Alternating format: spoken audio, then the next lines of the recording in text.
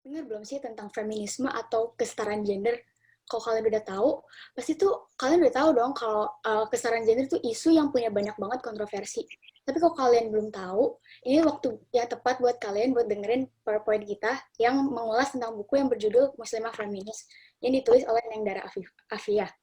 Assalamualaikum warahmatullahi wabarakatuh. Om Swastiastu, salam sejahtera bagi kita semua. Selamat pagi semuanya. Kami perwakilan dari kelas 10 IPS 1. Ada saya, Kisti, dan Cedric dan Tiara akan mengulas buku yang berjudul Muslimah Feminis ditulis oleh Neng Dara Afia. Selanjutnya bisa dibaca oleh Tia.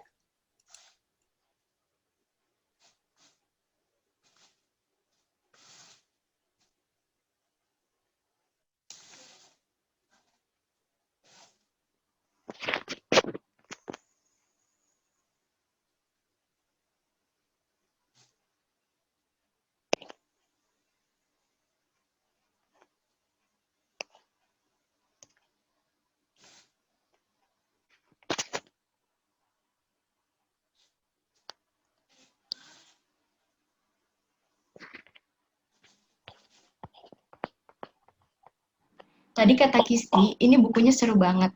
Emangnya ini buku tentang apa sih? Jadi, dari buku ini dapat kita lihat bagaimana sebuah pengamatan mengenai perjalanan kehidupan dilihat dalam konteks keislaman yang berperspektif gender.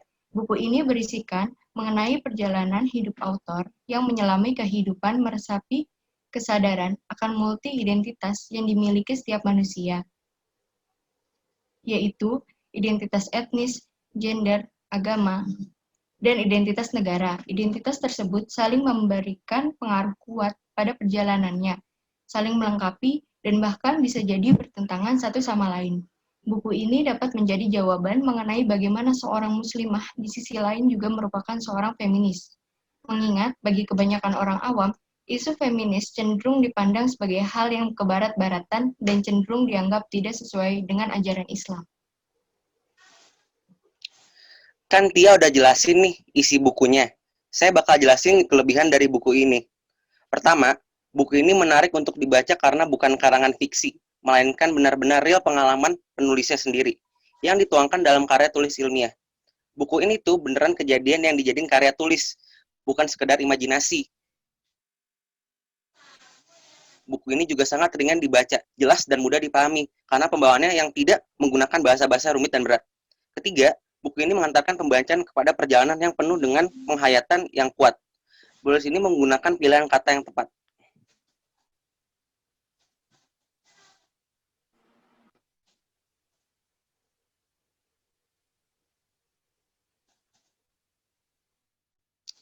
Tadi saya udah bacain kelebihannya, tapi buku ini juga tidak memiliki lupa dengan tadi saya udah menjelaskan tentang kelebihannya, tapi tetap buku ini memiliki kekurangan. Kekurangan dari buku ini tuh tidak menggunakan banyak dialog. Pastinya banyak lebih dari tertarik untuk membaca buku ini, terutama remaja zaman sekarang.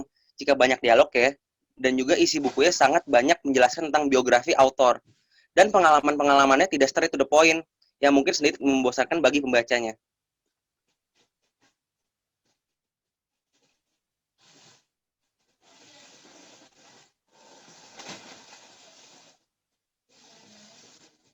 Oke, jadi kan udah dibaca nih isi buku sama kelebihan kekurangannya. Terus apa pesan yang bisa kita ambil nih dari buku ini? Jadi yang pertama, kita itu harus bisa mengobservasi dan menyadari kekurangan di lingkungan sekitar kita dan mencari solusinya.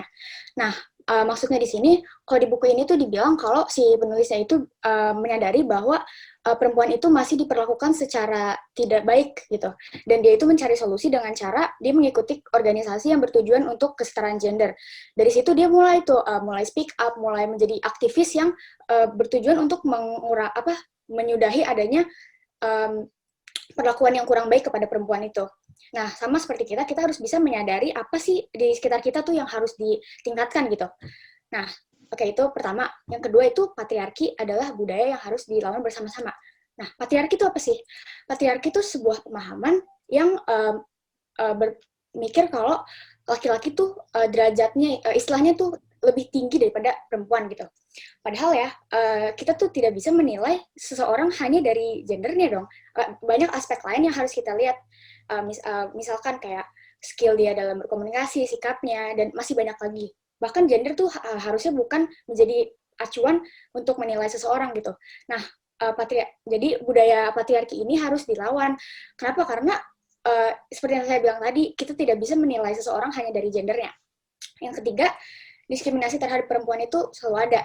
Diskriminasi maksud saya di sini adalah masih banyak perlakuan yang diskriminasi itu kan memperlakukan sesuatu atau seseorang dengan berbeda dengan cara memperlakukan kepada suatu subjek lain kan. Nah, kalau di sini maksud saya adalah perempuan itu kadang diperlakukan secara beda dengan cara seseorang memperlakukan kepada laki-laki. Misalkan cara dia, misalkan banyak perempuan yang belum mendapatkan hak yang sama dalam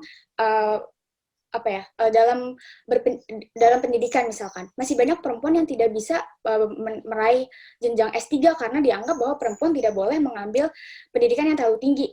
Nah, ini termasuk diskriminasi bagi perempuan yang mau mengambil dalam bidang pendidikan gitu. Dan banyak juga kayak perempuan tidak boleh bekerja di kantor tertentu karena dianggap bahwa yang kuat itu hanya laki-laki. Padahal tidak juga, padahal perempuan juga pasti bisa. Nah, kita tuh harus bisa menjadi agent of change untuk menghilangkan budaya diskriminasi terhadap perempuan. Bagaimana caranya? Mulai dari lingkungan terkecil dulu, dari sekolah misalkan. Misalkan kita boleh memberikan teman kita nih, teman sekelas kita untuk menjadi pemimpin. Nah, bahkan kalau kita lihat di SMA Avicenna Cinere aja, udah banyak banget tindakan yang mulai mengurangi adanya budaya diskriminasi terhadap perempuan. Misalkan, kita bisa lihat dong kalau di OSIS dan MPK itu banyak banget perempuannya. Dan juga ketua kelas di SMA Avicenna Cinere itu banyak yang perempuan. Artinya di sini SMA Avicenna Cinere memberikan peluang untuk perempuan untuk memimpin dan tidak mendiskriminasi dengan kata-kata kayak yang boleh mimpin itu hanya laki-laki, perempuan itu tidak kuat untuk memimpin. Karena kita juga harus memiliki mindset bahwa perempuan juga memiliki hak untuk memimpin suatu komunitas atau suatu wilayah gitu. Nah, kalau yang saya tadi bilang di SMA Avicenna Cinere, OSIS-nya, MPK-nya, dan ketua kelas itu sudah banyak yang bergender perempuan. Oke. Sekian dari kami. Mohon maaf bila ada kesalahan kata-kata. Saya Kisti dan rekan saya Cedric dan Tia mengundurkan diri. Wassalamualaikum warahmatullahi wabarakatuh.